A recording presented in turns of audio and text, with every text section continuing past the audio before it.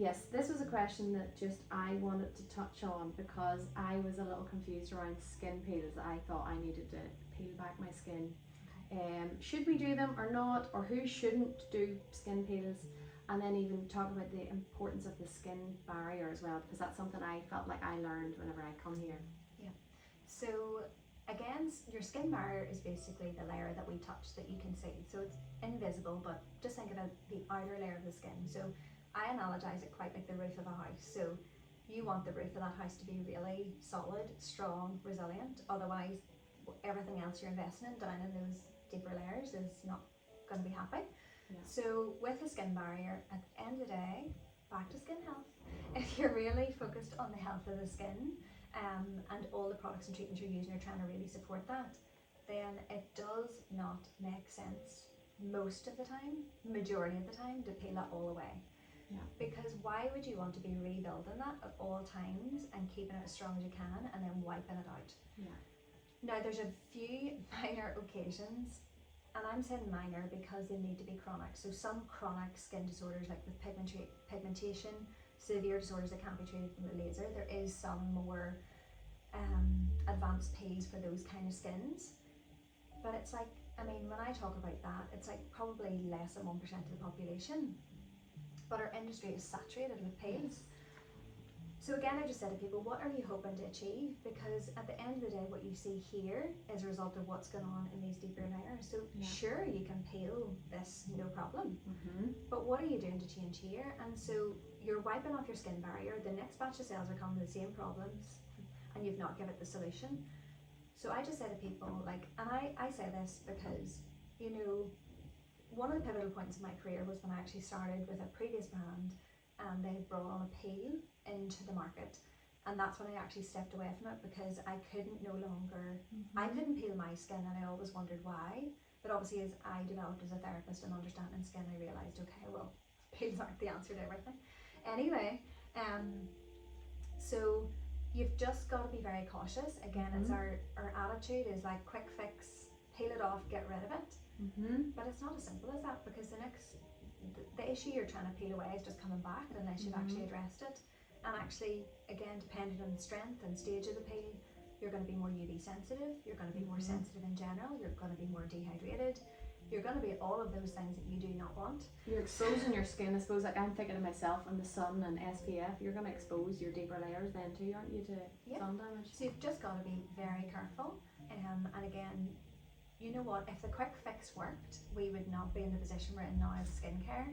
And we've never had as much skincare to choose from, and we've never had as many treatments. And as somebody who works in the skin industry, our skins have never been worse. I'm not saying mine's been the best of things, but in general, skins are getting worse. So we've got to step back and say, right, okay, what is the problem here?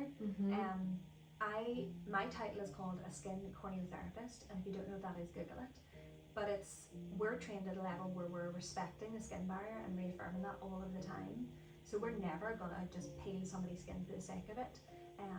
But just, that's a peel, but when we talk peel, I mean just even exfoliation all of the time.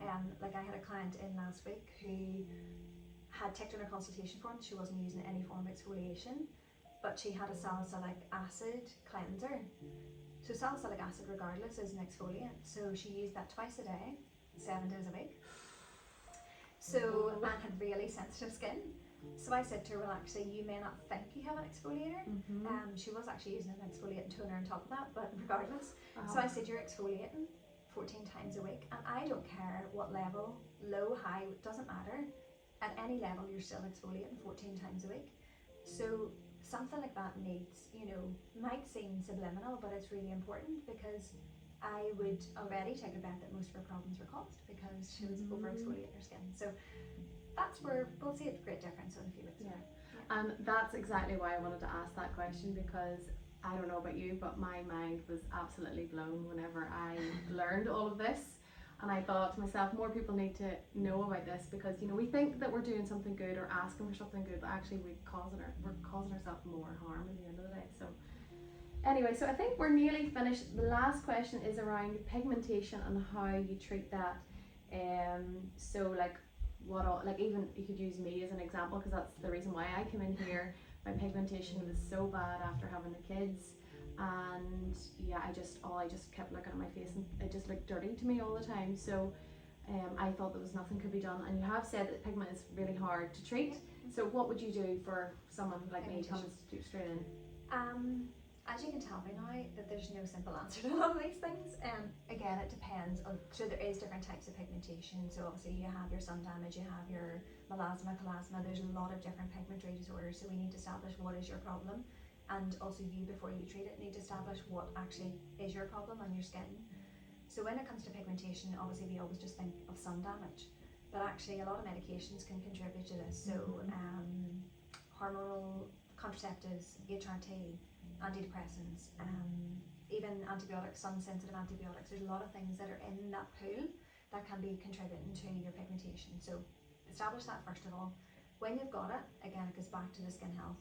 Are you establishing a really good skincare routine to really strengthen that skin barrier to make it more resilient to the sun for a start? And then once we get the skin routine established, we'll start to work on the pigmentation itself. So making sure we have healthy skin and then work on the pigmentation. Pigmentation can never be 100% erased from your skin, it's impossible. Really, because your melanocytes are continually producing pigment. What you can do is teach the skin to behave better and how they regulate and distribute that pigment. So this will come in topical skincare and advanced skincare treatments like microneedling, IPL if you're a candidate, those kind of things.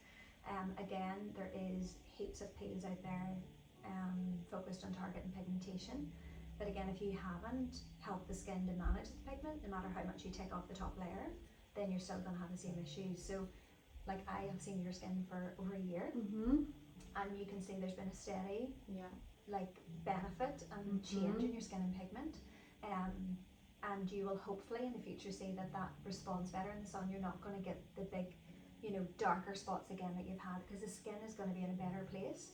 So the way I say to people, a lot of our pigmentation can be where the skin cells are a little bit, their brains are a wee bit damaged and they don't know how to distribute it the way we did when we were a child. So when we're a child, it's obviously quite even, your wee freckles or whatever, everything goes brown in the same kind of time. It's all very even and lovely. But as we get older, then we get the splots and splashes and the big patches of pigmentation. So if you imagine that something's not right there. So we need to work on that, what's not working right, to be able to even treat pigment in the first place. And I suppose the expectation will be different for everybody. So some people will just have to some degree, even with the best will and treatments in the world, live with some of the pigmentation. But with the treatments that we do now, we can really have a good hold on that if you're a candidate for certain treatments. And the Lamecca is amazing. Microneedling we love to do because it helps with the melanin distribution. There's lots of things can be done. So I don't want to sit here and say that all your pigment can be gone, because that would be a lie.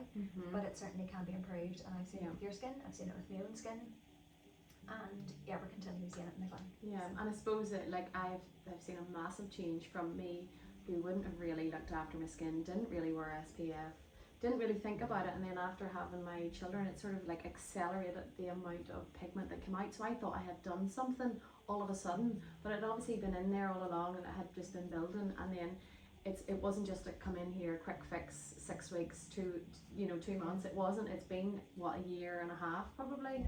That I have just, it's been a journey, let's just say, with starting off with the products and then up to the microneedling, and then only recently the IPL as well. So it's been great for what you said, that how it goes into the skin. Maybe even explain what that, how that so works. Lamecca is like an advanced IPL, so it uses like intense pulse light or broadband light to basically be absorbed by the pigment. Basically goes in, uses heat generated into the melanin, shatters it, breaks it up, and then the skin naturally, with natural desquamation, will push that superficial pigmentation off.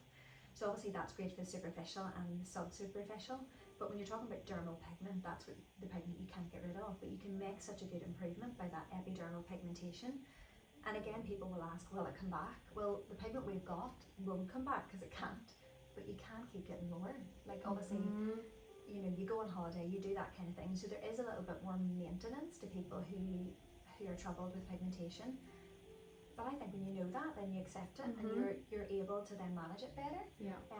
You know, some of my longer term clients have come to me with real bad pigmentation issues. Like I can think of one, she used to come home from holiday with a massive, like the size of my hand, 2 big blotches of pigmentation here, and now she comes home and you'd hardly see any, you know, it's so subliminal.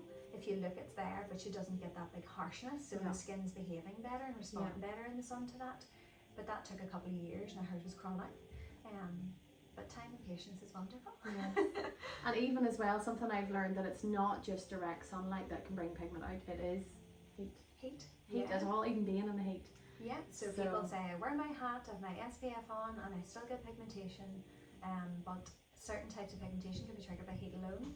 So that is again why certain treatments may not be even suitable to do. So yeah, it's just being careful. And the biggest thing I can say to anybody that's cheap and it's free for pigmentation is to, well, number one, don't go to the sun if you really want to, and buy a hat. Yeah. And you don't need to, a hat is your best friend. I was just saying this to a client on Saturday. I can treat the pigment and I can do all the things, but you have got to take the protection measures, and that is a wide brimmed hat.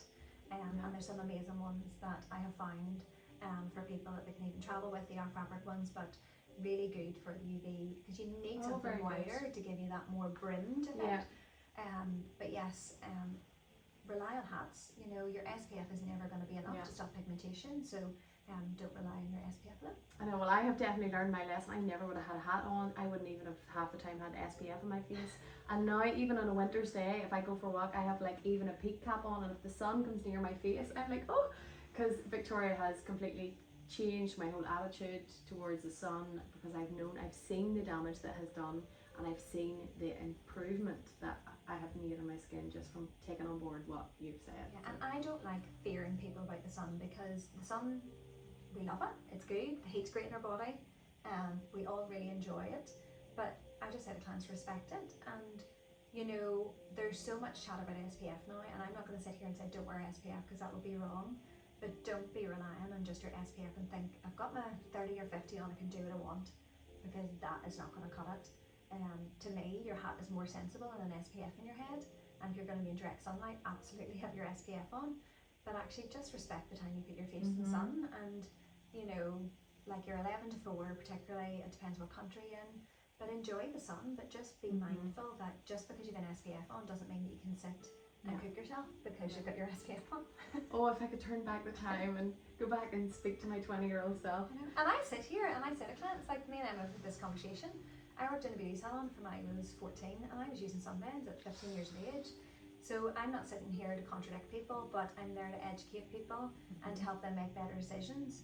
And you know, whether it's a sunbed or whether it's direct sunlight, you just have to be a little bit wiser. And when we talk about our aging and our wrinkles, we'll have a lot less of those if we manage it better.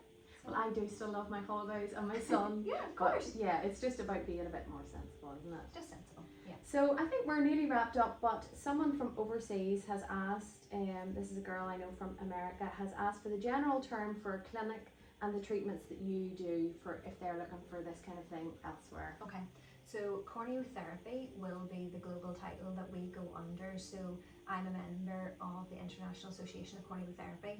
So not as popular terminology in this country, but it depends where she is, but like Australia, New Zealand, Canada, America, there'll be a lot of that. Now the brand we work with is Dermavigil, so anybody who offers Dermavigils generally will be a corneotherapy led clinic. So if she probably Googles that or looks at the Dermavigils global locator, then she'll probably find somebody like us, or she wants to reach out, we can try and help find somebody for her as well. Very good, thank you.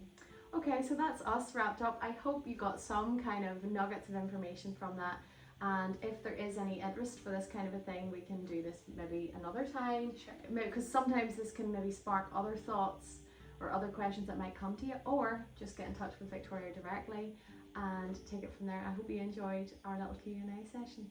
Thank you. Thank you.